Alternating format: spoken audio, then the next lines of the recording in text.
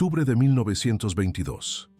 El olor a tierra mojada y descomposición se mezclaba con el aroma de los campos de agave mientras el inspector federal, Octavio Durán, caminaba por lo que alguna vez fue la próspera Hacienda San Lorenzo, en las afueras de Arandas, Jalisco. Sus botas se hundían en el lodo entre las raíces de los mezquites que habían invadido lo que antes eran jardines bien cuidados. Detrás de él, 3 peones armados con palas y picos esperaban sus órdenes, mientras el notario municipal temblaba al registrar cada descubrimiento en su cuaderno. Habían encontrado el primero al amanecer enterrado bajo lo que alguna vez fue un rosal. Para el mediodía ya habían desenterrado 7 cuerpos más. Cuando cayó la noche, el contador había llegado a 23 esqueletos, algunos tan antiguos que apenas quedaban huesos frágiles y pedazos de tela podrida, otros tan recientes que aún conservaban restos de carne momificada adherida a los huesos. Hombres, mujeres, incluso niños, todos enterrados sin ceremonia, sin ataúdes, como si fueran animales, o peor aún, como si fueran basura. El inspector Durán había visto muchas cosas en sus 15 años trabajando para el gobierno federal. Había investigado robos, fraudes, incluso algunos asesinatos pasionales, pero nunca, en toda su carrera, se había enfrentado a algo como esto. Un cementerio clandestino, una fosa común escondida en los jardines de una familia que alguna vez fue respetada en toda la región. ¿Cómo es posible que durante más de 2 décadas una familia entera haya estado asesinando personas y enterrándolas en su propia propiedad sin que nadie se diera cuenta? ¿Cómo pudieron convivir con ese horror día tras día, sabiendo que bajo sus pies yacían los cuerpos de sus víctimas? Y lo más inquietante de todo, ¿cuántos más habría si siguieran excavando?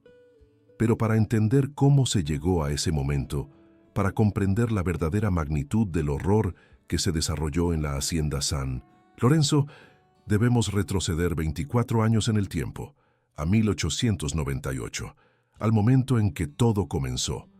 Antes de continuar con esta historia perturbadora, necesito que comprendan algo importante. Lo que están a punto de escuchar no es ficción, no es una leyenda urbana ni un cuento exagerado. Es la reconstrucción meticulosa de hechos reales que ocurrieron en Jalisco hace más de un siglo, basada en documentos judiciales, testimonios de la época y registros históricos que permanecieron ocultos durante décadas. Este canal, La Macabra Historia, existe precisamente para esto, para desenterrar del pasado esos casos que desafían nuestra comprensión de la naturaleza humana, para revelar las historias que las familias intentaron ocultar, que las autoridades prefirieron olvidar y que el tiempo casi logró borrar. Si te interesan estos relatos de crímenes reales, de secretos oscuros y de verdades perturbadoras que nos revelan lo que realmente somos capaces de hacer los seres humanos, entonces, este es tu canal. Suscríbete ahora y activa la campanita de notificaciones, porque cada semana investigamos y reconstruimos casos como este que te dejarán sin aliento. Pero lo más importante, quédate hasta el final. No te lo digo por simple retórica, te lo digo porque lo que descubrió el inspector Durán cuando finalmente logró reconstruir toda la historia, cuando interrogó a los sobrevivientes y revisó cada documento, cada carta, cada registro, fue algo que ni él ni nadie podía haber imaginado. El motivo detrás de estos crímenes fue tan perturbador, tan inesperado, que cuando se hizo público causó conmoción en todo México. Comparte este video. Estos casos necesitan ser conocidos. Estas historias merecen ser contadas. No para glorificar el crimen, sino para recordarnos que la historia está llena de sombras que debemos iluminar, de verdades incómodas que no podemos ignorar. Ahora sí, volvamos a 1898, al momento en que la familia Villarreal llegó a la Hacienda San Lorenzo y comenzó a tejer la red de mentiras y muerte que duraría casi un cuarto de siglo. La primavera de 1898 llegó a Jalisco con lluvias abundantes que prometían una buena cosecha. En el camino real que conectaba Guadalajara con Arandas, una caravana de 3 carretas avanzaba lentamente, dejando profundas huellas en el lodo del camino. En la primera carreta, protegida por una lona encerada, viajaba la familia Villarreal. Don Esteban Villarreal, un hombre de 42 años con bigote espeso y mirada penetrante, sostenía las riendas con manos callosas. A su lado su esposa, Dolores Villarreal de Soltera Mendoza, de 38 años, mantenía la vista fija en el horizonte, su rostro impasible bajo la cofia negra que protegía su cabello del polvo del camino. Detrás de ellos, en el espacio estrecho de la carreta, viajaban sus 4 hijos: Rodrigo, de 18 años, el mayor, con los hombros anchos de su padre y la misma mirada dura; Isabel, de 16, cuyo rostro hermoso estaba marcado por una expresión de permanente descontento; Javier, de 14, delgado y nervioso, con ojos que se movían constantemente de un lado a otro; y la pequeña Lucía, de apenas 10 años, la única que parecía emocionada por el viaje, asomando su cabeza por debajo de la lona para observar el paisaje. Las otras 2 carretas transportaban sus pertenencias, muebles, herramientas, ropa y algunos animales: 2 vacas, 3 cerdos, una docena de gallinas. No era mucho para una familia que pretendía establecerse en una hacienda, pero era todo lo que tenían. El origen de los Villarreal era motivo de especulación. Según le habían contado al notario de Arandas cuando tramitaron la compra de la propiedad, venían de Aguascalientes, donde habían perdido su pequeño rancho por deudas. Don Esteban había explicado que un prestamista sin escrúpulos los había estafado, que las malas cosechas los habían arruinado, que necesitaban un nuevo comienzo. Era una historia común en aquellos tiempos de inestabilidad económica, y nadie había razón para dudar de ella. Pero había algo en la familia Villarreal que generaba incomodidad. Tal vez era la forma en que doña Dolores miraba a las personas, como si estuviera evaluándolas, calculando su valor.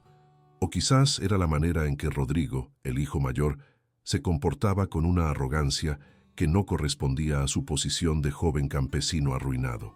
Isabel, por su parte, hablaba poco, pero cuando lo hacía, sus palabras tenían un filo cortante que hacía que las personas se alejaran. La hacienda San Lorenzo no era gran cosa en comparación con las haciendas señoriales de la región. Unas 40 hectáreas de tierra, mitad sembradas de maíz y frijol, mitad en barbecho. La casa principal era una construcción modesta de adobe y piedra, con un patio central, 6 habitaciones, una cocina grande y los establos y graneros necesarios para una operación agrícola pequeña. Había también 3 jacales para los peones, aunque llevaban 2 años abandonados. Los dueños anteriores, los Herrera, habían vendido la propiedad por una fracción de su valor real. El señor Herrera había muerto de fiebres 2 años atrás, y su viuda, incapaz de manejar la hacienda sola, había decidido mudarse con su hermana a Guadalajara. Don Esteban había conseguido comprarla por 3,000 pesos, una ganga considerando que incluía ganado, herramientas y semillas almacenadas. Cuando las carretas finalmente llegaron a la entrada de la hacienda, ya caía la tarde. El sol poniente teñía de naranja y rojo los campos de agave que rodeaban la propiedad. Don Esteban detuvo las carretas frente a la casa principal y bajó con un movimiento pesado. Observó la propiedad con ojos calculadores, como un general evaluando un campo de batalla. «Nuestro hogar», anunció con voz grave. «Aquí comenzará nuestra nueva vida». Doña Dolores bajó de la carreta con ayuda de Rodrigo. Sus ojos recorrieron la casa, los establos, los campos que se extendían hasta donde alcanzaba la vista. En su rostro apareció algo que podría haber sido satisfacción, o tal vez algo más oscuro. «Está bien», dijo simplemente. «Servirá para nuestros propósitos». Esa noche, mientras el resto de la familia desempacaba y organizaba sus pertenencias en la casa, don Esteban y doña Dolores se sentaron en el patio bajo las estrellas. Hablaban en voz baja, sus cabezas juntas, como conspiradores. «Aquí nadie nos conoce», dijo doña Dolores. «Podemos empezar de nuevo. Hacer las cosas bien esta vez». Don Esteban asintió lentamente, mirando hacia los campos oscuros. «Esta vez seremos más cuidadosos», respondió. «Nada de errores como en Aguascalientes. Nada de dejar cabos sueltos».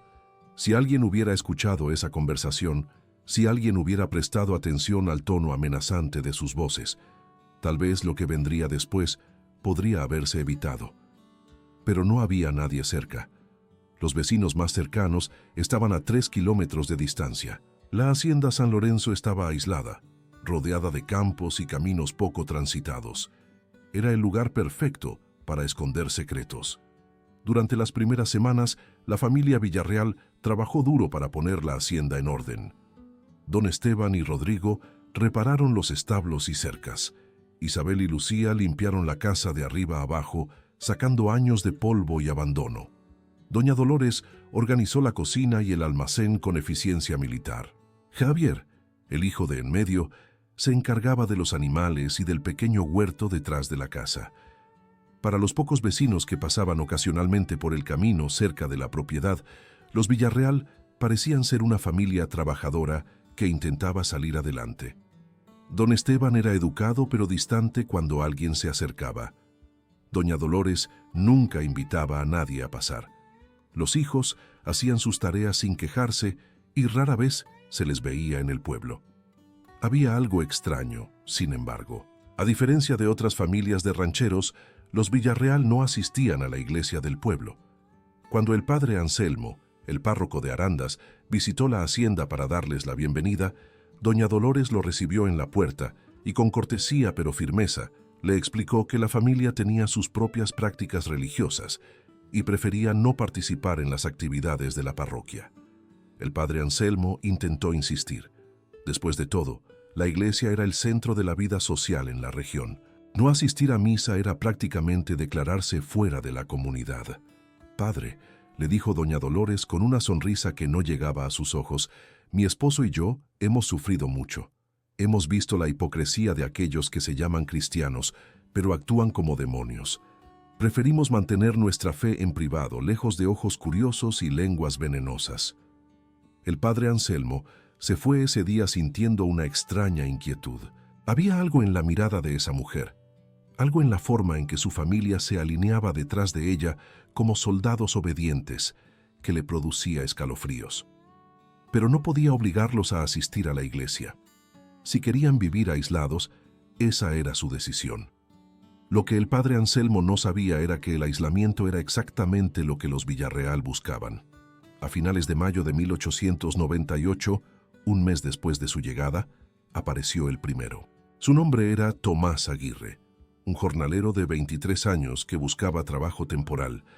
Era la época de siembra, y muchas haciendas de la región contrataban peones adicionales para preparar los campos. Tomás había escuchado en el pueblo que los nuevos dueños de la hacienda San Lorenzo podrían necesitar ayuda. Era un muchacho fuerte, saludable, hijo de una viuda que vivía en un pueblo cercano. No tenía padre, ni hermanos, ni familia extendida. Su madre trabajaba como lavandera y apenas ganaba lo suficiente para sobrevivir.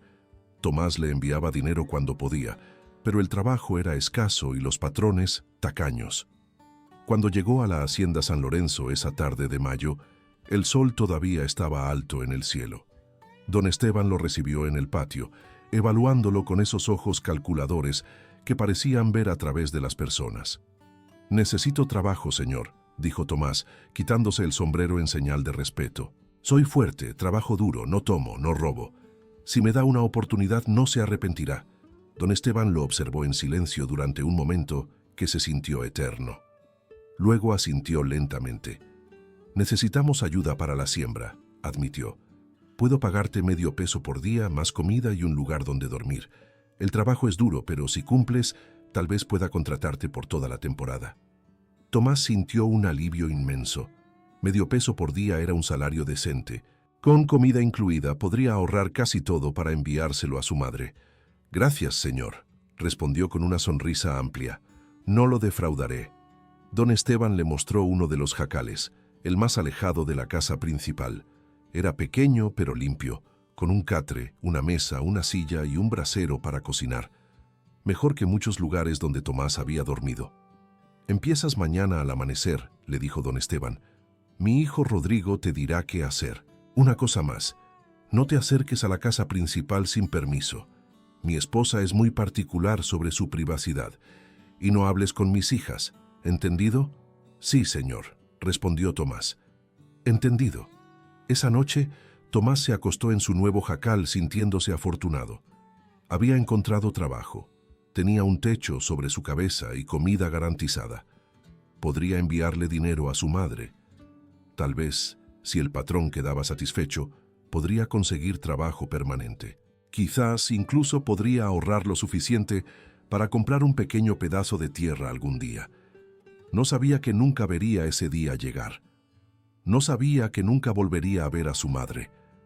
No sabía que en menos de una semana estaría muerto, enterrado en una tumba sin nombre bajo los rosales de Doña Dolores, porque los Villarreal no habían venido a Jalisco para comenzar una nueva vida honesta. Habían venido a continuar haciendo exactamente lo que los había obligado a huir de Aguascalientes. Habían venido a matar. Los primeros 3 días, Tomás trabajó duro bajo el sol implacable de junio. Don Esteban había sido honesto sobre la dificultad del trabajo. Desde el amanecer hasta el atardecer, Tomás y Rodrigo preparaban los campos para la siembra, cavando surcos, removiendo piedras, distribuyendo estiércol. Era trabajo agotador, pero Tomás estaba acostumbrado. Había hecho trabajos similares en otras haciendas. Lo que le resultaba extraño era la atmósfera en la hacienda San Lorenzo. Había algo inquietante en la forma en que la familia interactuaba entre sí. Don Esteban rara vez hablaba, y cuando lo hacía, era para dar órdenes bruscas. Doña Dolores supervisaba todo con ojos de halcón, apareciendo silenciosamente detrás de las personas cuando menos lo esperaban. Los hijos parecían tenerle miedo, saltando para obedecer al menor gesto de su madre. Rodrigo, el hijo mayor que trabajaba junto a Tomás en los campos, era particularmente extraño. A veces era cordial, ofreciéndole agua y haciendo bromas. Otras veces se quedaba en silencio durante horas, mirando a Tomás con una intensidad que lo hacía sentir incómodo. El tercer día, mientras descansaban a la sombra de un mezquite durante el mediodía, Rodrigo le hizo una pregunta inesperada. ¿Tienes familia, Tomás? Tomás, que estaba bebiendo agua de una cantimplora, asintió. Mi madre. Vive en San Miguel. Le mando dinero cuando puedo. ¿Hermanos? ¿Padre? Mi padre murió cuando yo era niño. No tengo hermanos. Solo somos mi madre y yo. Rodrigo asintió lentamente, como si estuviera procesando esa información. Luego preguntó algo más. ¿Le dijiste a alguien que vendrías a trabajar aquí? Tomás se encogió de hombros. Le dije a mi madre que buscaría trabajo por esta zona, pero no le dije específicamente dónde. ¿Por qué? Rodrigo se levantó, sacudiendo el polvo de sus pantalones. Solo curiosidad. Vamos, tenemos que terminar este campo antes del anochecer.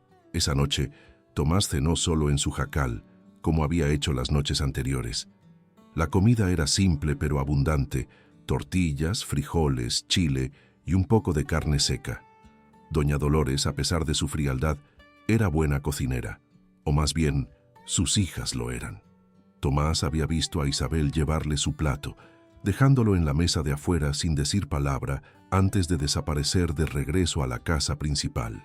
Después de cenar, Tomás se sentó en el escalón de su jacal, disfrutando del aire fresco de la noche. Las estrellas brillaban intensamente en el cielo despejado de Jalisco, y a lo lejos se escuchaba el canto de los grillos. Era un momento de paz después de un día de trabajo duro. Entonces vio a Doña Dolores caminando hacia él, llevando una botella y 2 vasos de barro. Tomás se levantó rápidamente, sorprendido. Don Esteban había sido muy claro sobre no molestar a la familia. «Buenas noches, señora», la saludó respetuosamente. «¿Necesita algo?» Doña Dolores le dedicó una sonrisa que no llegó a sus ojos. «He notado que trabajas muy duro, Tomás. Mi esposo está satisfecho con tu trabajo. Pensé que merecías un trago para celebrar». Levantó la botella. Era mezcal de olor fuerte y color ámbar. «Oh, no es necesario, señora», respondió Tomás, sintiéndose incómodo. «Yo no tomo mucho». «Insisto», dijo ella, sirviendo 2 vasos generosos. «Es una tradición en nuestra familia. Cuando alguien hace un buen trabajo, brindamos por ello. Sería descortés de tu parte rechazarlo». Tomás dudó, pero no quería ofender a la patrona. Aceptó el vaso que ella le ofrecía. Doña Dolores levantó el suyo, por el trabajo bien hecho y por muchos más días de buena cosecha. Chocaron los vasos y bebieron. El mezcal quemaba al bajar, fuerte y áspero. Tomás tosió un poco y doña Dolores se rió. Es fuerte, ¿verdad? Es mezcal de Oaxaca, el mejor que hay. Bebe más, te acostumbrarás. Tomás bebió otro sorbo y luego otro. Doña Dolores llenó su vaso de nuevo antes de que pudiera protestar. Hablaban de cosas triviales, del trabajo, del clima, de la próxima siembra. Pero había algo extraño en la forma en que ella lo miraba, como si estuviera esperando algo. Después del tercer vaso, Tomás comenzó a sentirse mareado. El cansancio del día, combinado con el alcohol, lo estaba afectando más de lo que esperaba. Sus párpados se sentían pesados, su lengua torpe. «Me parece que bebí demasiado», murmuró intentando levantarse. «Debería irme a dormir». Doña Dolores se levantó también, ayudándolo a entrar al jacal con una mano sorprendentemente fuerte en su brazo. «Sí, descansa. Mañana será otro día largo». Tomás se derrumbó en el catre, el mundo girando a su alrededor. Vagamente escuchó a doña Dolores salir del jacal. Luego escuchó voces afuera, susurros bajos que no pudo entender. Intentó incorporarse, pero su cuerpo no respondía. Era como si sus músculos se hubieran convertido en plomo. Lo último que vio antes de que la oscuridad lo consumiera fue la figura de Rodrigo entrando al jacal, con algo en las manos que brillaba a la luz de la luna. Lo último que sintió fue un dolor agudo en el cuello. Luego nada. Cuando el inspector Durán finalmente reconstruyó lo que sucedió esa noche 24 años después, basándose en las confesiones de los Villarreal y en la evidencia forense, la verdad fue escalofriante. El mezcal había sido mezclado con láudano, un derivado del opio que era común en esa época como medicina para el dolor. Doña Dolores, que había trabajado como enfermera antes de casarse, sabía exactamente cuánto darle a Tomás para dejarlo inconsciente sin matarlo inmediatamente. ¿Por qué no matarlo inmediatamente? Porque los Villarreal no eran asesinos ordinarios impulsados por pasión o locura. Eran metódicos, calculadores y tenían un propósito específico para sus víctimas. Rodrigo había entrado al jacal con una navaja afilada y había degollado a Tomás, mientras el joven todavía estaba vivo, aunque inconsciente. La muerte había sido rápida, pero no instantánea. Tomás había sangrado profusamente, toda esa sangre recogida cuidadosamente en cubetas por Isabel y Javier, que habían estado esperando afuera. La sangre no se desperdició. Doña Dolores la usó para lo que ella llamaba sus medicinas, porque doña Dolores Mendoza de Villarreal se consideraba a sí misma una curandera, una sanadora que podía curar cualquier enfermedad con las hierbas correctas y los ingredientes adecuados, y creía firmemente que la sangre humana fresca era el ingrediente más potente de todos. Esta creencia enfermiza, esta versión retorcida de prácticas curativas tradicionales mezcladas con superstición y locura, era lo que había impulsado a la familia Villarreal durante años. En Aguascalientes habían operado una pequeña tienda de remedios donde doña Dolores vendía tónicos, ungüentos y pócimas a la gente del pueblo. Sus remedios eran famosos por su efectividad, especialmente sus tónicos para la virilidad masculina y sus cremas para la juventud femenina. Lo que nadie sabía era que esos remedios contenían sangre humana.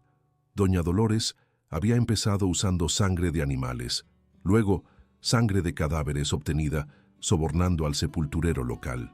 Pero creía que la sangre más efectiva era la de personas jóvenes y saludables, extraída en el momento de la muerte. Así que, con la ayuda de su esposo y sus hijos mayores, había comenzado a matar. El primer asesinato había sido casi accidental, un vagabundo que había amenazado con denunciarlos después de descubrir su secreto. Pero después de ese primer crimen, los siguientes habían sido más fáciles. Elegían víctimas solitarias, personas sin familia o con familia lejana, gente que no sería extrañada inmediatamente. Los atraían con promesas de trabajo o ayuda, los drogaban, los mataban y recolectaban su sangre. En Aguascalientes habían matado a 5 personas en 3 años. Pero cuando un cliente sospechoso comenzó a hacer preguntas y un sheriff particularmente persistente empezó a investigar, los Villarreal habían huido, desapareciendo en la noche y dejando atrás su pequeña tienda. Ahora en Jalisco podían comenzar de nuevo. La hacienda aislada era perfecta. Nadie cuestionaría a los peones temporales que venían y se iban. Nadie notaría si alguno desaparecía. Tomás Aguirre fue el primero, pero no sería el último.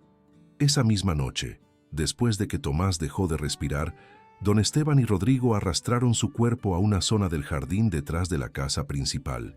Allí, bajo el rosal favorito de doña Dolores, cavaron una tumba de 1,5 metros de profundidad. Enterraron a Tomás desnudo, habiendo quemado su ropa en el brasero.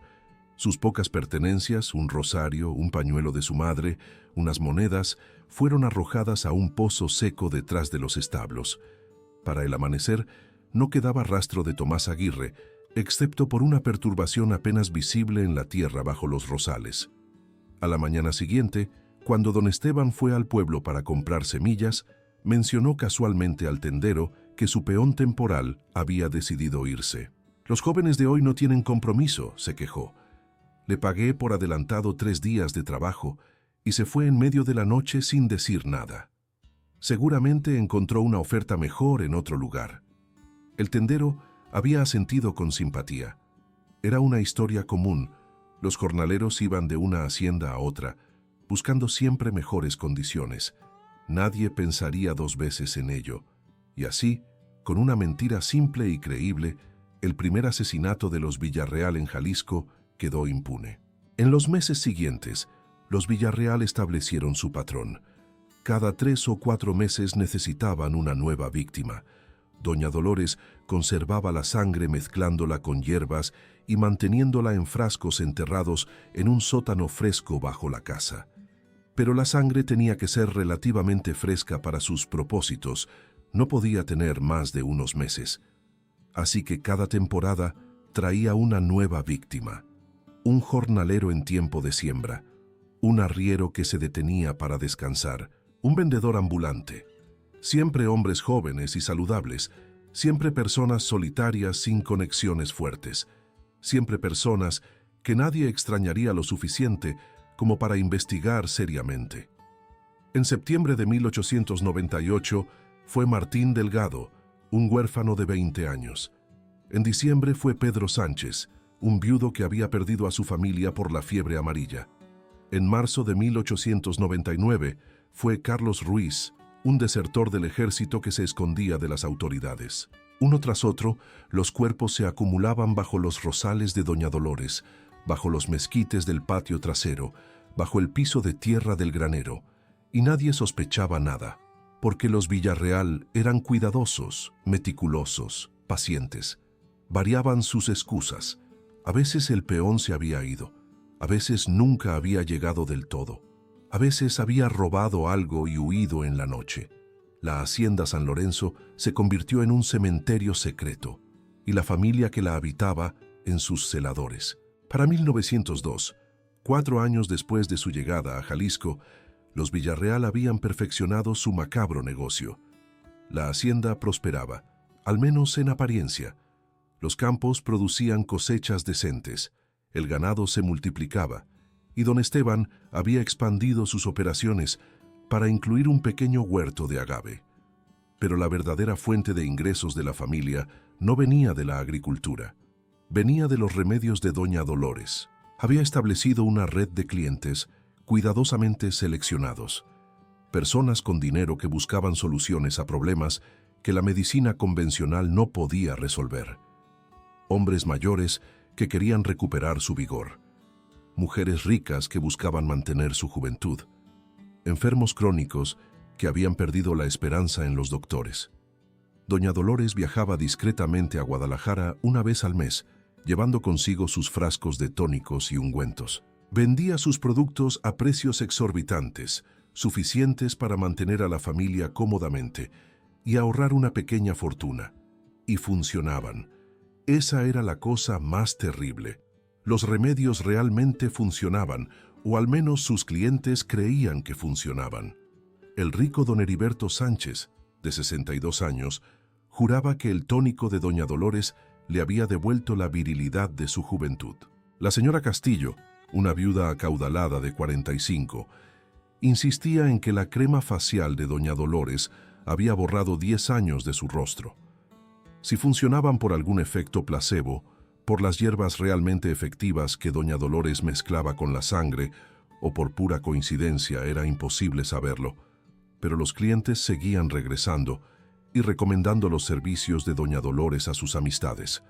Los testimonios corrían entre círculos exclusivos de Guadalajara. Había una curandera extraordinaria, decían, que vivía en una hacienda cerca de Arandas. Era discreta, no hacía preguntas, y sus remedios eran milagrosos. Con el dinero extra, don Esteban compró más tierra, amplió la casa, contrató verdaderos peones permanentes para trabajar los campos. Los Villarreal se volvieron respetables, o al menos aparentaban serlo. Pero el precio de esa prosperidad era medido en vidas humanas. Para mantener su suministro de sangre fresca, seguían matando regularmente, y con su creciente éxito, se volvieron más audaces, más descuidados. En 1903 cometieron su primer error serio.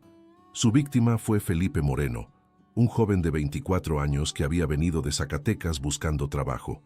A diferencia de las víctimas anteriores, Felipe no era un solitario sin vínculos.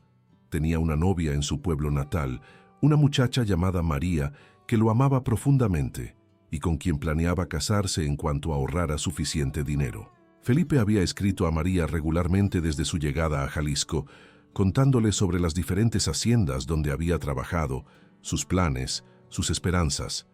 En su última carta, fechada el 15 de marzo de 1903, le había dicho que acababa de conseguir trabajo en una hacienda llamada San Lorenzo, cerca de Arandas, y que esperaba ahorrar lo suficiente en los próximos 3 meses para poder regresar a casarse con ella.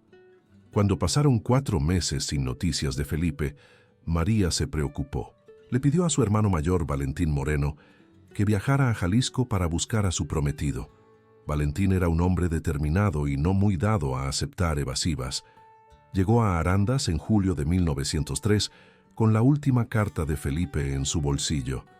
Preguntó en el pueblo por la hacienda San Lorenzo y finalmente encontró el camino. Don Esteban lo recibió en la puerta con su habitual cortesía fría. «¿En qué puedo ayudarlo, joven?». Valentín le mostró la carta de Felipe. «Mi futuro cuñado escribió desde aquí hace 4 meses. Dijo que había conseguido trabajo en su hacienda. No hemos sabido nada de él desde entonces. Vengo a buscarlo». El rostro de don Esteban no mostró ninguna emoción. «Muchos jornaleros pasan por aquí», dijo. «¿Cómo era su cuñado?». Valentín describió a Felipe, alto, de cabello oscuro, con una cicatriz en la mano izquierda de un accidente de la infancia. Don Esteban negó con la cabeza lentamente. «No me suena. Tal vez vino a preguntar por trabajo, pero no lo contraté. O tal vez trabajó aquí unos días y se fue. No recuerdo a todos los que pasan. Mi hermano escribió desde su hacienda», insistió Valentín. «Específicamente dijo que estaba trabajando aquí». «Entonces se equivocó o mintió», respondió don Esteban bruscamente. «Tal vez consiguió trabajo en otra hacienda y no quería admitir que mintió en su carta. De cualquier forma, no está aquí y no sé nada de él». Valentín no estaba convencido, pero sin evidencia no podía hacer nada. Se fue, pero antes de irse, hizo algo que los Villarreal no esperaban. Fue directamente con el sheriff local, un hombre llamado Julián Cortés. El sheriff Cortés era un hombre mayor, cercano a la jubilación, que había visto demasiado en su vida para ser particularmente entusiasta sobre investigaciones complicadas. Cuando Valentín le contó sobre Felipe, el sheriff suspiró con cansancio. «Mire, joven», le dijo, «cada mes desaparecen jornaleros por toda la región. La mayoría se va a otras ciudades buscando mejores trabajos. Algunos se meten en problemas con el juego o las mujeres y huyen. Otros simplemente deciden cambiar de vida. Sin un cuerpo, sin evidencia de un crimen, no hay nada que pueda hacer». «Pero mi cuñado no era así», protestó Valentín. «Era responsable, estaba enamorado de mi hermana, estaba planeando casarse. No desaparecería así como así». El sheriff Cortés tomó nota de la denuncia. más por cortesía que por genuino interés. Prometió preguntar por ahí, ver si alguien había visto a Felipe, pero en su corazón ya había archivado el caso como otro más de los muchos jóvenes inquietos que desaparecían en busca de aventura o fortuna. Valentín se quedó en Arandas durante una semana, preguntando en todas las haciendas de la región, mostrando la carta de Felipe, describiendo a su cuñado. Nadie había visto a Felipe, nadie sabía nada. Era como si se hubiera desvanecido en el aire. Finalmente, sin dinero y sin pistas, Valentín tuvo que regresar a Zacatecas con las manos vacías. Tuvo que decirle a su hermana que Felipe había desaparecido. Probablemente se había ido con otra mujer o había decidido buscar fortuna en otro lugar. María lloró durante semanas. Se negó a creer que Felipe la hubiera abandonado.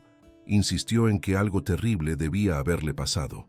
Pero sin pruebas, sin cuerpo, sin testigos, su dolor se convirtió solo en otra historia triste entre miles. Y bajo los rosales de la hacienda San Lorenzo, Felipe Moreno yacía en su tumba sin nombre, su sangre ya usada y desechada, su vida reducida a un frasco vacío en el sótano de Doña Dolores. Este incidente, sin embargo, tuvo consecuencias que los Villarreal no anticiparon inmediatamente. El sheriff Cortés, aunque no particularmente dedicado, había anotado el nombre de la hacienda San Lorenzo en su registro. Y cuando, 2 años después, surgió otra denuncia similar, esta vez de un padre buscando a su hijo desaparecido, que también había escrito su última carta desde la misma hacienda, el sheriff comenzó a prestar atención. Pero para entonces ya era 1905 y el cuerpo cuenta había aumentado significativamente. Lo que hizo a los Villarreal particularmente peligrosos no era solo su brutalidad o su falta de remordimiento, era su capacidad para normalizar el horror. Para ellos, el asesinato se había convertido en una tarea rutinaria, como cosechar maíz o ordeñar vacas. Los hijos habían crecido participando activamente. Rodrigo, ahora de 25 años, era tan frío y calculador como su padre. Isabel, de 23, ayudaba a su madre con los remedios y no mostraba más emoción al mezclar sangre humana de la que mostraría al preparar mermelada. Javier, de 21, se encargaba de destruir las pertenencias de las víctimas y de mantener impecable el jardín donde yacían enterradas.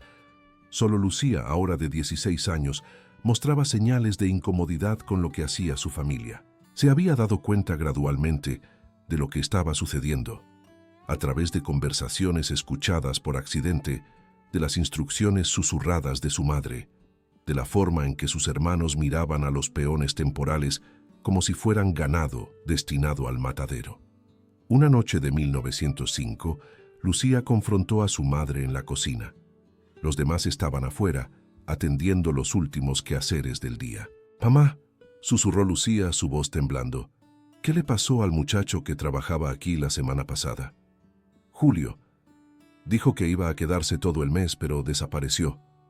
Doña Dolores no levantó la vista de las hierbas que estaba moliendo. «Se fue», respondió con voz monótona, como todos los demás. «Pero encontré esto bajo el rosal», dijo Lucía, sacando un rosario de su bolsillo. «Julio lo llevaba siempre. Dijo que era de su abuela. ¿Por qué lo dejaría?» Doña Dolores finalmente miró a su hija. Sus ojos fríos y calculadores mostraban algo parecido a la preocupación. «Lucía», le dijo con voz suave pero firme, «¿recuerdas cuando tenías fiebre cuando eras pequeña? ¿Recuerdas cómo casi moriste?» Lucía asintió. Había sido cuando tenía 6 años, una fiebre terrible que la había dejado al borde de la muerte durante 3 días. «Te salvé con mis remedios», continuó doña Dolores. «Te salvé igual que he salvado a docenas de personas con mis medicinas. ¿Sabes por qué mis remedios funcionan cuando los de otros doctores fallan?» Lucía negó con la cabeza, aunque en su corazón ya sabía la respuesta. «Porque uso ingredientes que otros no se atreven a usar. Porque estoy dispuesta a hacer lo que sea necesario para curar a aquellos que lo merecen. Los jóvenes que vienen aquí son nadie. No tienen familia, no tienen futuro, no contribuyen en nada a este mundo.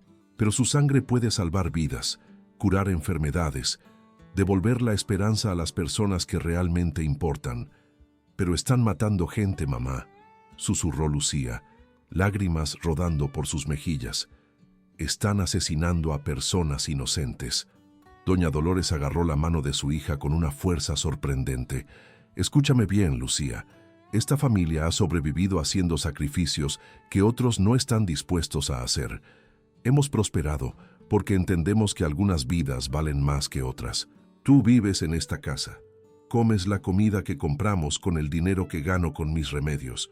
Usas la ropa que ese dinero compra. No finjas ser inocente. Ya estás manchada con la misma sangre que nosotros. No quiero estar manchada, sollozó Lucía. No quiero ser parte de esto. El rostro de doña Dolores se endureció. No tienes opción, hija. Eres una Villarreal. Y los Villarreal protegen a los Villarreal. Si alguna vez hablas de esto con alguien, si alguna vez intentas irte, si alguna vez traicionas a esta familia, dijo, haciendo una pausa significativa, entonces descubrirás que la sangre que usamos en mis remedios no siempre tiene que venir de extraños. La amenaza era clara. Lucía entendió en ese momento que su propia madre la mataría si representaba una amenaza para la familia. Desde ese día, Lucía vivió en constante terror. No podía escapar, no tenía dinero ni lugar a donde ir. No podía denunciar a su familia sin condenarse a sí misma. Estaba atrapada en un infierno del que no había escape. Así que hizo lo único que podía hacer. Se sumió en el silencio. Se volvió tan invisible como le fue posible y rezaba cada noche para que algún día, de alguna forma, este horror terminara. ¿Están sintiendo lo que yo sentí al investigar este caso? Esa mezcla de horror e incredulidad ante lo que los seres humanos son capaces de hacerles a otros, porque créanme, y esto es importante que lo entiendan, lo que les he contado hasta ahora es solo la superficie de este caso. La familia Villarreal mató durante 24 años. 24 años en los que la Hacienda San Lorenzo fue un matadero humano disfrazado de hogar familiar. Y lo más aterrador es que podrían haber continuado indefinidamente si no fuera por una serie de errores y coincidencias que finalmente los llevaron a la justicia. Pero antes de llegar a ese momento, antes de ver cómo se derrumbó su imperio de horror, necesitamos entender la magnitud completa de lo que hicieron.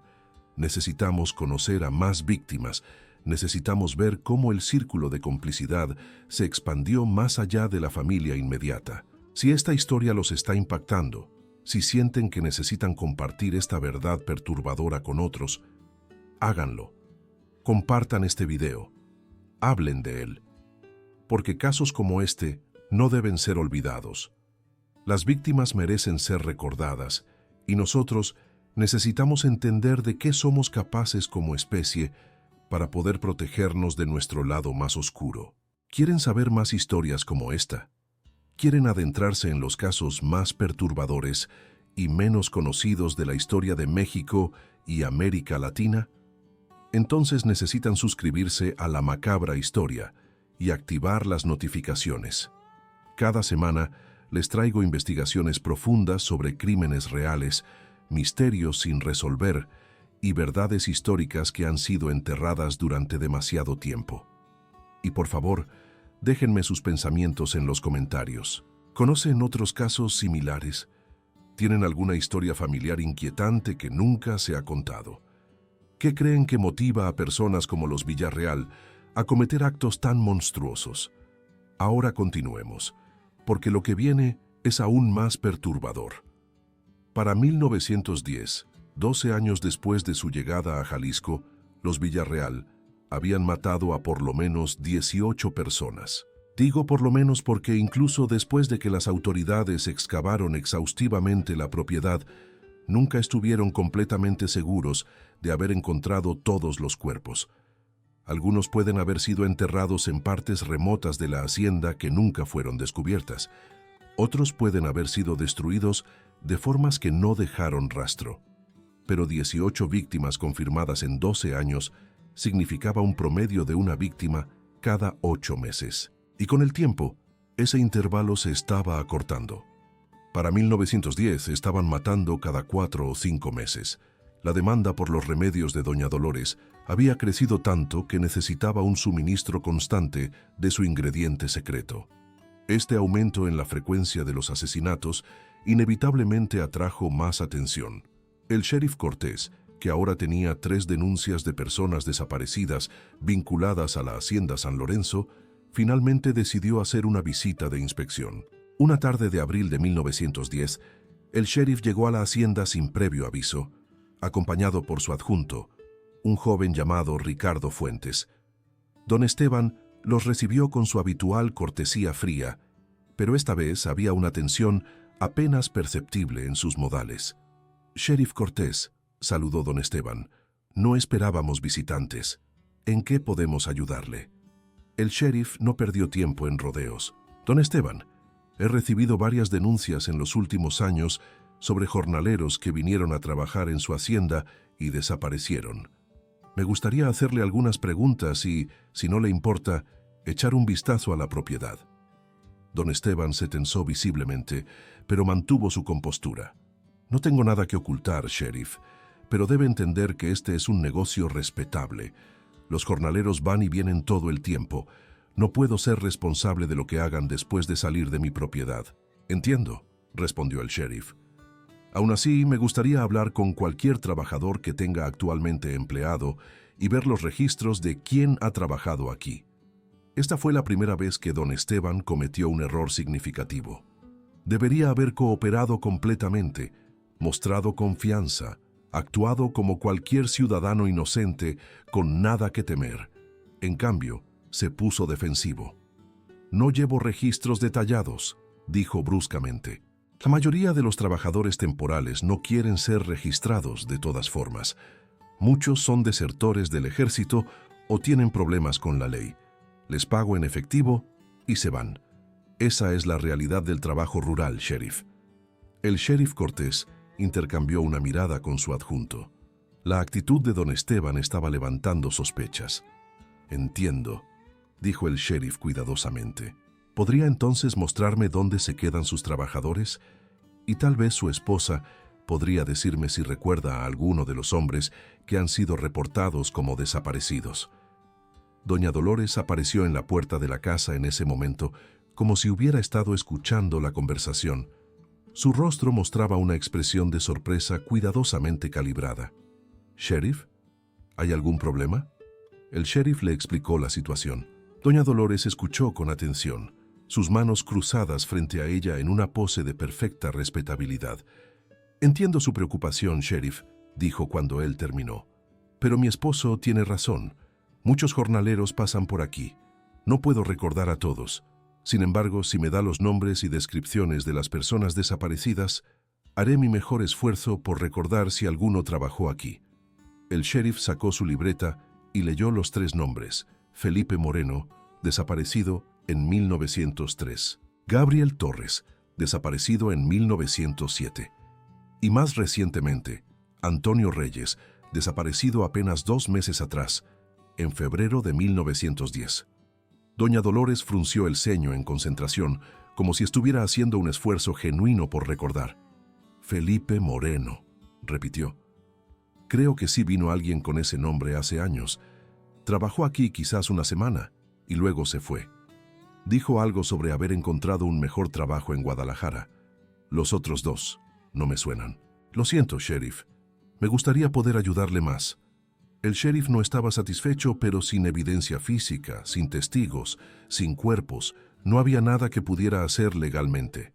Revisó brevemente los jacales donde se alojaban los trabajadores, que estaban convenientemente vacíos, ya que en ese momento no había jornaleros temporales. Miró alrededor del patio, de los establos, de los campos. Todo parecía normal. Una hacienda rural típica, bien mantenida, nada fuera de lo común. Cuando el sheriff estaba a punto de irse, el adjunto Fuentes notó algo que llamó su atención. En una esquina del patio, bajo un gran mezquite, la tierra parecía haber sido removida recientemente. Había un ligero hundimiento, como si algo hubiera sido enterrado allí. «Don Esteban», preguntó el adjunto, «¿qué hay enterrado ahí?» Don Esteban siguió su mirada y respondió sin vacilar. Enterramos a un caballo que murió de cólico hace 2 semanas. ¿Por qué? El adjunto Fuentes miró al sheriff Cortés, queriendo sugerir que excavaran para verificar la historia. Pero el sheriff negó con la cabeza casi imperceptiblemente. Sin una orden judicial, no podían empezar a excavar la propiedad de un ciudadano basándose en meras sospechas. Solo curiosidad, respondió el adjunto. Antes de irse, el sheriff le dio a don Esteban su tarjeta. Si recuerda algo más sobre estas personas desaparecidas, o si cualquier información llega a su conocimiento, le agradecería que me lo hiciera saber. Por supuesto, sheriff, respondió don Esteban. Seré el primero en contactarlo si escucho algo. Cuando el sheriff y su adjunto se alejaron por el camino de tierra, doña Dolores y don Esteban se quedaron mirándolos hasta que desaparecieron de vista. Solo entonces se permitieron intercambiar una mirada de preocupación. «Tenemos que ser más cuidadosos», murmuró doña Dolores. «Ese sheriff está empezando a sospechar. No puede probar nada», respondió don Esteban. «Pero tienes razón. Tal vez deberíamos reducir la frecuencia, esperar más tiempo entre», dijo, haciendo una pausa, «adquisiciones, o encontrar una forma de deshacernos de los cuerpos completamente», sugirió doña Dolores. «Ya no podemos seguir enterrándolos en la propiedad. Es demasiado arriesgado». Esa noche, la familia Villarreal tuvo una reunión. Todos estaban presentes. Don Esteban, doña Dolores, Rodrigo, Isabel, Javier y Lucía. La tensión en el aire era palpable. Don Esteban explicó la situación. El sheriff estaba haciendo preguntas. Tenían que cambiar sus métodos. Necesitaban ser más inteligentes, más cuidadosos. Rodrigo tuvo una sugerencia. «Padre», dijo, «hay un barranco profundo a unos 5 kilómetros de aquí, en las montañas. Es remoto, casi nadie va por allí. Podríamos arrojar los cuerpos allí. La caída es de más de 50 metros. Para cuando alguien los encuentre, si es que alguien los encuentra, estarán tan descompuestos que será imposible identificarlos». Doña Dolores asintió lentamente. «Es una buena idea, pero significa más trabajo. Tendremos que transportar los cuerpos en la noche, lo cual es arriesgado». «Yo puedo hacerlo», ofreció Rodrigo. «Puedo llevar los cuerpos en la carreta cubiertos con paja. Cualquiera que me vea pensará que estoy llevando forraje». E Isabel, siempre práctica, agregó: «También deberíamos variar más nuestros objetivos. Tal vez no solo jornaleros, tal vez viajeros que pasan por el camino, vendedores ambulantes, gente que nadie espera volver a ver en esta región». La familia discutió los detalles durante horas. Lucía, sentada en una esquina, escuchaba con horror creciente. Ya no estaban hablando de ocultar sus crímenes, estaban hablando de expandir sus operaciones, de hacerlas más sofisticadas, más difíciles de detectar. Y lo más aterrador de todo era la forma casual en que discutían el asesinato, como si estuvieran planeando las tareas de la próxima cosecha. Finalmente, don Esteban tomó la decisión. «Haremos lo que Rodrigo sugiere. Los próximos», dijo, sin molestarse en decir cuerpos, «irán al barranco, y esperaremos al menos 6 meses antes del próximo. Dejaremos que el sheriff se olvide de nosotros. Mientras tanto, Dolores, tendrás que racionar tu suministro». Doña Dolores frunció el ceño. Su negocio dependía de tener suficiente sangre para sus remedios, pero asintió. «Lo haré durar. Puedo diluirlo un poco más. Mis clientes no notarán la diferencia». Esa noche, después de que todos se fueron a dormir, Lucía yació despierta en su cama, mirando el techo. Sabía que tenía que hacer algo. Tenía que detener esto. ¿Pero cómo? Si iba con el sheriff, sería cómplice. Su familia probablemente diría que ella estaba mintiendo, que estaba loca. Sin pruebas, sin cuerpos que pudieran ser encontrados fácilmente, su palabra contra la de ellos no significaría nada. Y si fracasaba en su intento de denunciarlos, sabía exactamente cuál sería su destino. Se convertiría en la próxima víctima de su propia familia. Así que Lucía permaneció en silencio, su conciencia atormentada, su alma pesada con la culpa de su complicidad forzada. Los Villarreal siguieron su nuevo plan. Durante los siguientes 6 meses, no mataron a nadie. Don Esteban se aseguró de ser visible en el pueblo, comportándose como el ciudadano modelo, asistiendo a reuniones del ayuntamiento, siendo generoso con sus vecinos. Doña Dolores redució sus viajes a Guadalajara, diciéndole a sus clientes que había tenido problemas para conseguir ciertos ingredientes raros. El sheriff Cortés, sin nuevos incidentes que reportar, gradualmente dejó de prestarle atención a la hacienda San Lorenzo. Después de todo, tenía muchos otros problemas que atender. Jalisco en 1910 estaba al borde de la revolución. Las tensiones políticas estaban aumentando y el sheriff tenía preocupaciones más urgentes que jornaleros desaparecidos.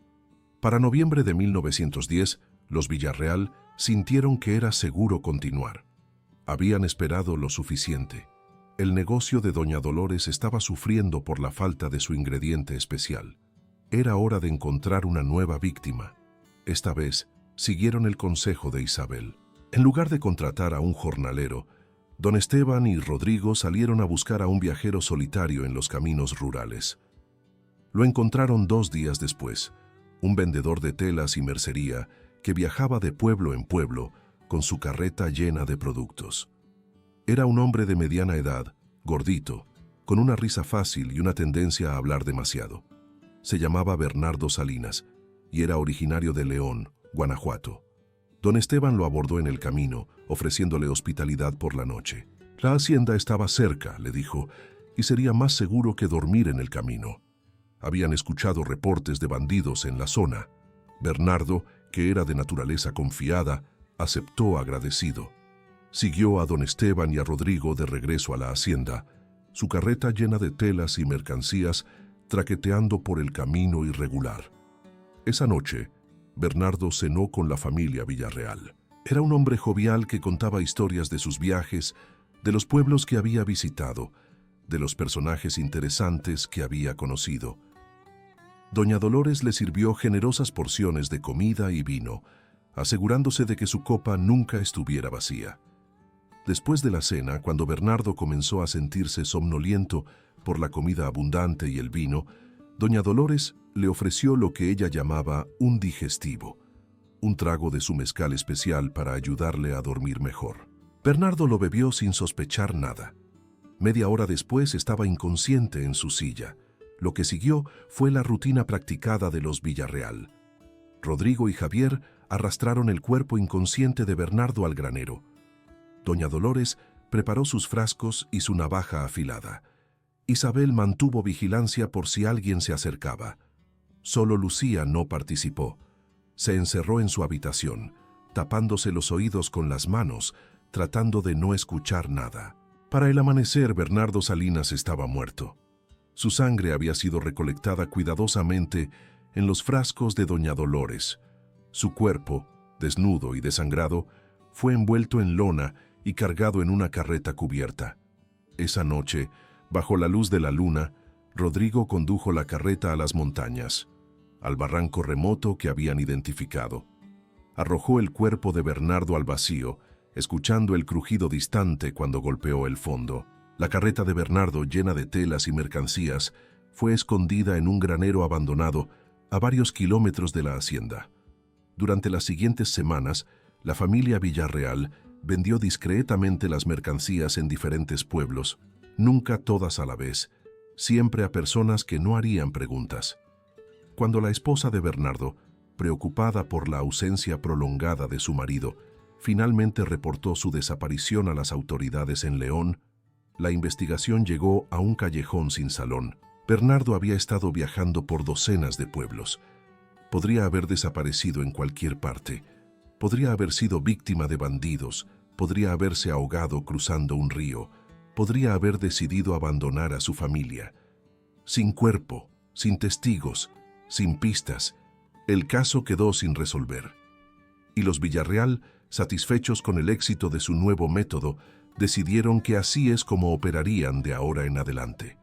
Viajeros solitarios, vendedores ambulantes, personas cuyas rutas eran impredecibles y cuyas desapariciones podrían explicarse de 1000 maneras diferentes. Durante los siguientes 12 años perfeccionaron su arte.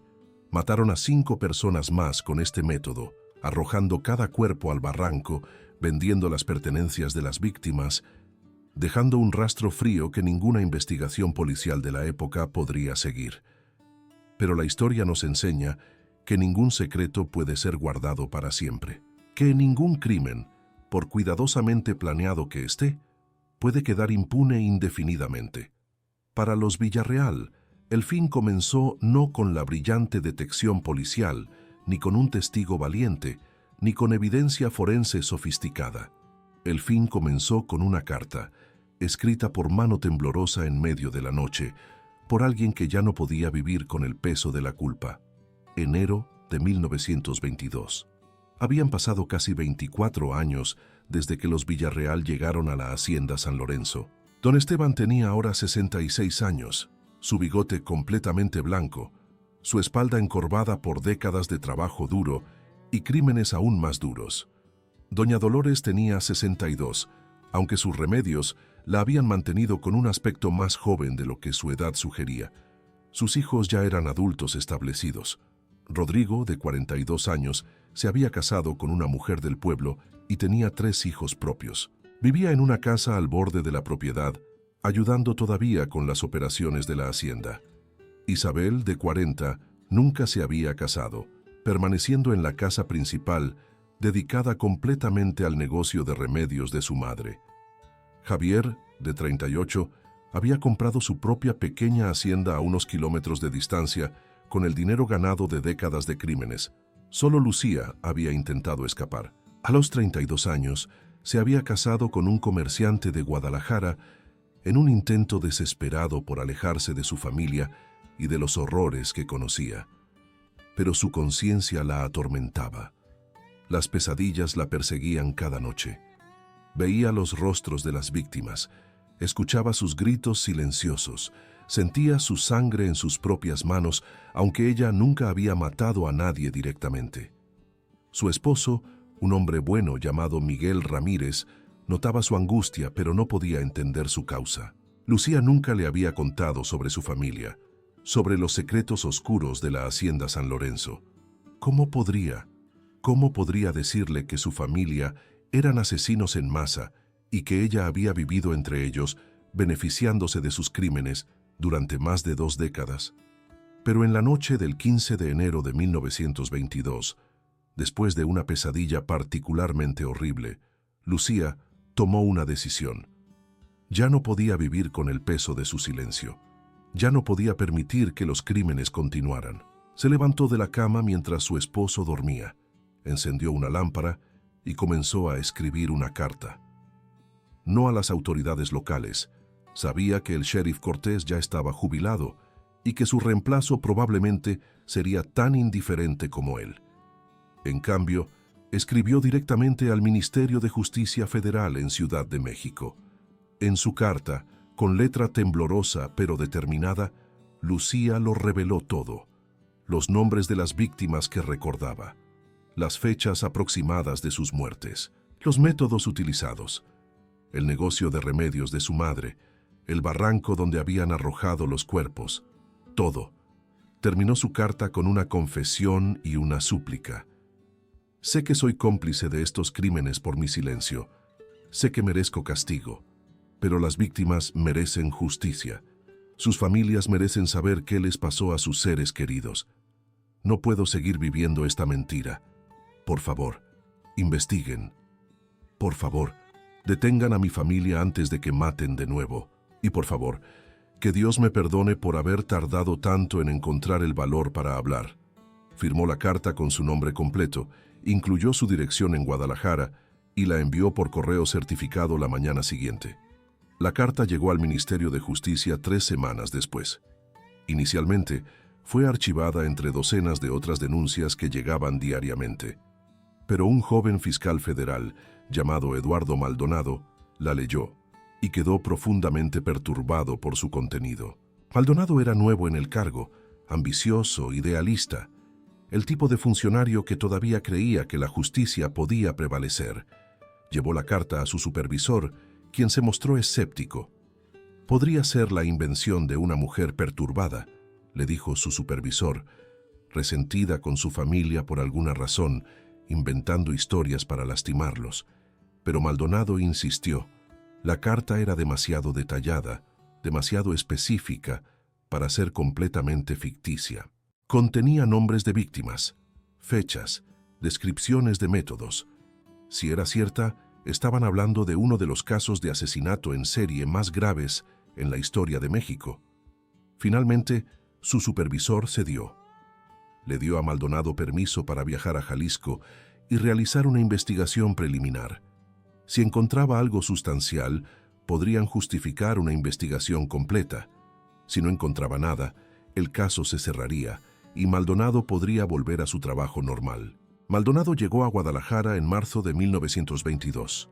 Su primer paso fue encontrar a Lucía Villarreal de Ramírez y entrevistarla personalmente. El encuentro tuvo lugar en una cafetería discreta en el centro de la ciudad. Lucía llegó pálida y nerviosa, sus manos temblando mientras sostenía una taza de café que no podía beber. «Señora Ramírez», comenzó Maldonado gentilmente, «recibimos su carta. Lo que describe es extraordinariamente grave. ¿Está segura de que quiere proceder con esto? Una vez que comience la investigación, no habrá vuelta atrás». Lucía asintió, lágrimas comenzando a rodar por sus mejillas. «He vivido con esta culpa durante toda mi vida adulta», susurró. «He intentado olvidar, he intentado convencerme de que no era mi responsabilidad, de que era solo una niña cuando comenzó. Pero ya no puedo. No puedo seguir mintiendo. No puedo seguir fingiendo que soy una persona decente cuando he guardado silencio sobre crímenes tan horribles». Durante las siguientes 4 horas, Maldonado tomó notas meticulosamente mientras Lucía le contaba todo. Describió el negocio de remedios de su madre, las víctimas que recordaba, los métodos de asesinato, las ubicaciones de los cuerpos. Admitió su propia complicidad, su silencio forzado, su participación pasiva en ocultar la verdad. Cuando terminó, Maldonado tenía más de 20 páginas de notas. También tenía una determinación férrea. Si lo que Lucía decía era cierto y su instinto le decía que lo era, entonces tenía que actuar rápidamente.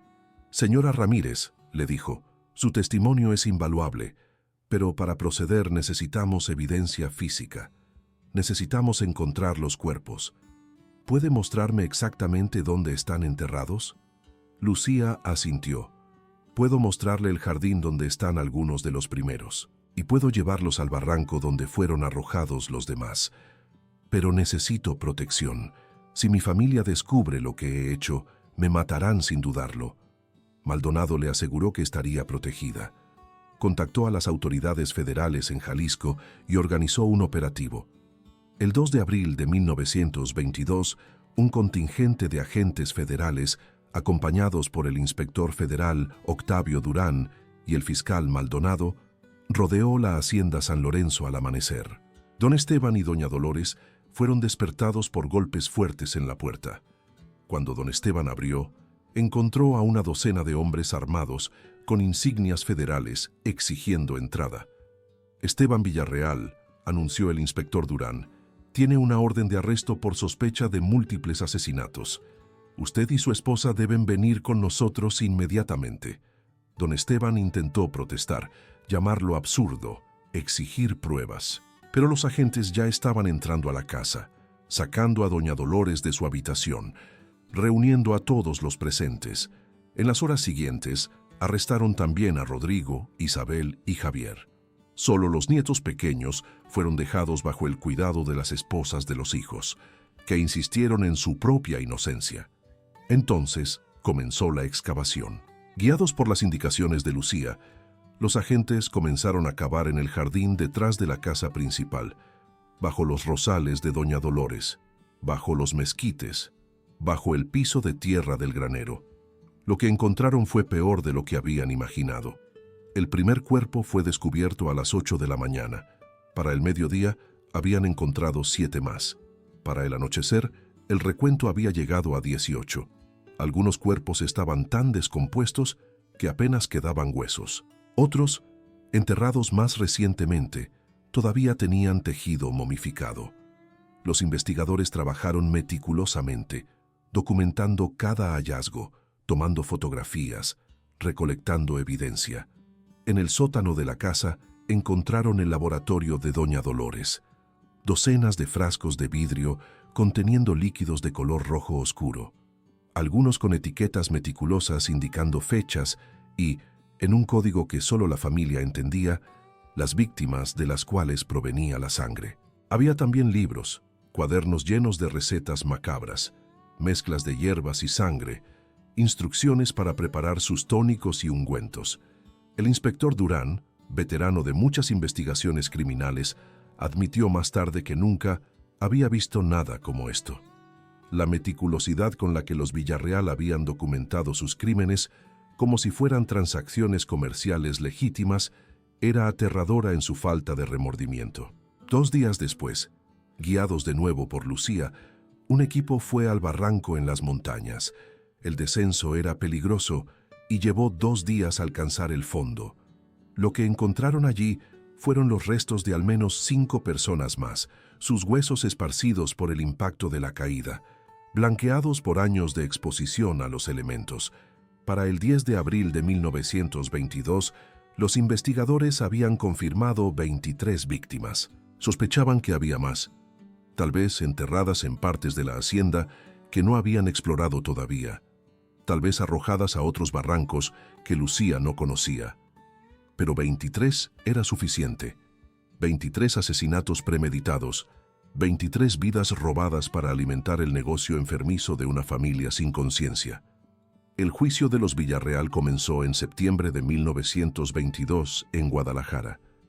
Era el juicio criminal más importante en la historia de Jalisco hasta ese momento. Los periódicos de todo México cubrieron el caso con titulares sensacionalistas: La familia vampiro de Jalisco, La casa del horror, Los comerciantes de sangre humana. El fiscal Maldonado presentó un caso meticuloso. Tenía la confesión de Lucía, corroborada por evidencia física. Tenía los cuerpos, tenía los frascos de sangre, tenía los cuadernos de Doña Dolores documentando sus remedios y sus ingredientes. Los abogados defensores intentaron argumentar locura temporal, influencia indebida, falta de premeditación, pero la evidencia era abrumadora. Los crímenes habían sido cometidos durante 24 años, de manera metódica, calculada, con plena conciencia de sus acciones. Durante el juicio, Doña Dolores finalmente habló públicamente. Lejos de mostrar remordimiento, defendió sus acciones con una lógica retorcida que horrorizó incluso a los jueces. «Mis remedios salvaron vidas», declaró desde el estrado.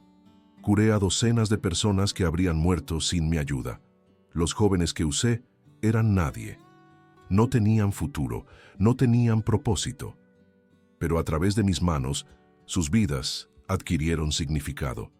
Su sangre sanó a los enfermos, devolvió la juventud a los ancianos, dio esperanza a los desesperados. No soy una asesina, soy una sanadora que hizo lo necesario para practicar mi arte». Su declaración causó conmoción en la sala. El juez tuvo que llamar al orden repetidamente mientras los espectadores gritaban su indignación. Don Esteban, por su parte, permaneció en silencio durante la mayor parte del juicio. Solo habló una vez para admitir su culpa, pero sin mostrar remordimiento. «Hice lo que tuve que hacer para mantener a mi familia», dijo simplemente. «En este mundo, los fuertes sobreviven y los débiles perecen. Nosotros fuimos fuertes».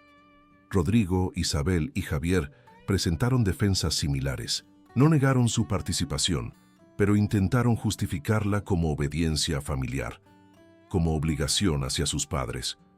Los jueces no encontraron estas justificaciones convincentes. Lucía testificó durante 3 días completos. Describió en detalle todo lo que sabía, todo lo que había presenciado. Admitió su propia culpa, su complicidad por silencio. Pidió castigo para sí misma, junto con el resto de su familia. Su testimonio fue crucial para asegurar las condenas, pero también generó un debate público sobre la naturaleza de la culpabilidad y la complicidad. ¿Era Lucía tan culpable como sus padres y hermanos? ¿O era también una víctima, una niña criada en un ambiente de horror normalizado, obligada a silencio bajo amenaza de muerte? El veredicto llegó el 3 de noviembre de 1922, después de 2 meses de deliberaciones. Don Esteban Villarreal y doña Dolores Mendoza de Villarreal fueron encontrados culpables de 23 cargos de asesinato premeditado. Fueron sentenciados a muerte por fusilamiento. Rodrigo, Isabel y Javier fueron encontrados culpables de múltiples cargos de asesinato y complicidad. Cada uno recibió sentencias de prisión de 50 años, sin posibilidad de libertad condicional. Lucía fue encontrada culpable de complicidad y obstrucción de la justicia, pero el juez tomó en cuenta su cooperación y las circunstancias atenuantes de su caso. Fue sentenciada a 10 años de prisión, con posibilidad de libertad condicional después de 5. Las ejecuciones de don Esteban y doña Dolores se llevaron a cabo el 12 de diciembre de 1922 en la prisión estatal de Guadalajara. Ambos rechazaron el consuelo de un sacerdote. Ambos fueron al paredón sin mostrar remordimiento. Las últimas palabras de don Esteban fueron: «Hice lo que tenía que hacer». Las últimas palabras de doña Dolores fueron aún más inquietantes: «Mis remedios funcionaban». La historia probará que tenía razón. Sus cuerpos fueron enterrados en tumbas sin nombre en el cementerio de la prisión. Las autoridades rechazaron las peticiones de que sus restos fueran entregados a sus nietos. Querían asegurarse de que no hubiera ningún lugar donde los seguidores de su retorcida filosofía pudieran rendir homenaje. Rodrigo murió en prisión en 1945 de tuberculosis. Isabel murió en 1952 de un ataque al corazón. Javier fue el único que vivió lo suficiente para ser liberado, saliendo de prisión en 1972 a los 88 años. Vivió sus últimos 2 años en un asilo para ancianos, un hombre roto que se negaba a hablar de su pasado. Lucía cumplió 6 años de su sentencia antes de ser liberada en libertad condicional en 1928. Se mudó a Ciudad de México, donde vivió bajo un nombre falso, trabajando como costurera. Nunca se volvió a casar. Su esposo Miguel había solicitado el divorcio durante el juicio, incapaz de reconciliar la mujer que pensaba que conocía con la realidad de su familia. Lucía murió en 1965, a los 75 años, sola en un pequeño apartamento. Entre sus pertenencias, los investigadores que revisaron su caso encontraron un diario en el que había escrito durante décadas. En sus páginas documentaba su lucha constante con la culpa, su búsqueda de redención, sus intentos de dar sentido a la pregunta que la atormentó toda su vida: ¿podría haber detenido los crímenes si hubiera hablado antes? ¿Cuántas vidas podrían haberse salvado si hubiera tenido el valor de denunciar a su familia cuando era más joven? No hay respuestas fáciles a esas preguntas. Lucía fue tanto víctima como perpetradora, atrapada en circunstancias que desafían nuestra comprensión moral simple. En cuanto a las víctimas, el Estado hizo un esfuerzo para identificar a tantas como fuera posible y notificar a sus familias. De las 23 víctimas confirmadas, 16 fueron identificadas exitosamente. Sus familias finalmente supieron qué había pasado con sus seres queridos desaparecidos. Una verdad horrible, pero al menos una verdad. Las 7 víctimas no identificadas fueron enterradas en una fosa común en el cementerio de Arandas, bajo una lápida simple que dice: «Víctimas desconocidas de la Hacienda San Lorenzo, 1898-1922. Que descansen en paz». La Hacienda San Lorenzo fue confiscada por el Estado y eventualmente vendida en subasta. Los nuevos dueños demolieron la casa principal, incapaces de vivir en un lugar marcado por tanto horror. Construyeron una nueva casa en un lugar diferente de la propiedad. Los rosales donde yacían enterradas las primeras víctimas fueron arrancados completamente. Hoy, más de un siglo después, la tierra donde una vez estuvo la Hacienda San Lorenzo es parte de un desarrollo agrícola moderno. Pocos de los que trabajan allí conocen la historia oscura del lugar. El nombre San Lorenzo ya no se usa. Es simplemente la parcela 47 en los registros del catastro. Pero la historia permanece, documentada en archivos judiciales, en periódicos amarillentos, en los testimonios de aquellos que vivieron los horrores y sobrevivieron para contarlos.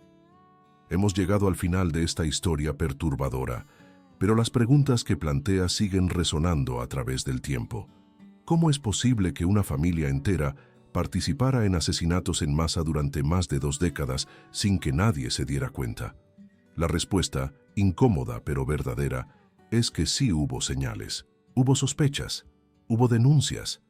Pero en la sociedad rural de principios del siglo XX, con sistemas de justicia limitados y comunicación deficiente entre jurisdicciones, era demasiado fácil para personas sin escrúpulos cometer crímenes atroces y salirse con la suya durante años.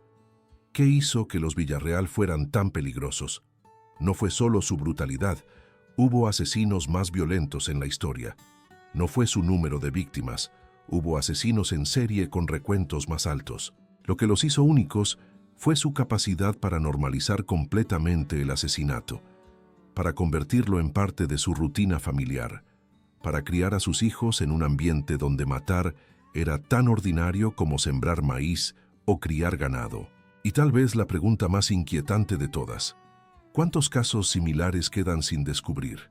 ¿Cuántas haciendas aisladas, cuántas familias aparentemente respetables ocultaron crímenes similares que nunca fueron investigados, nunca fueron descubiertos, nunca fueron castigados? La historia de la familia Villarreal nos recuerda que el mal no siempre viene disfrazado de monstruo obvio. A veces viene vestido de ciudadano respetable, de vecino trabajador, de curandera que dice sanar a los enfermos. El mal puede esconderse detrás de puertas cerradas durante décadas, prosperando en el aislamiento y el silencio. Si esta historia los ha impactado, si les ha hecho pensar sobre la naturaleza de la culpabilidad y la complicidad, entonces compártanla.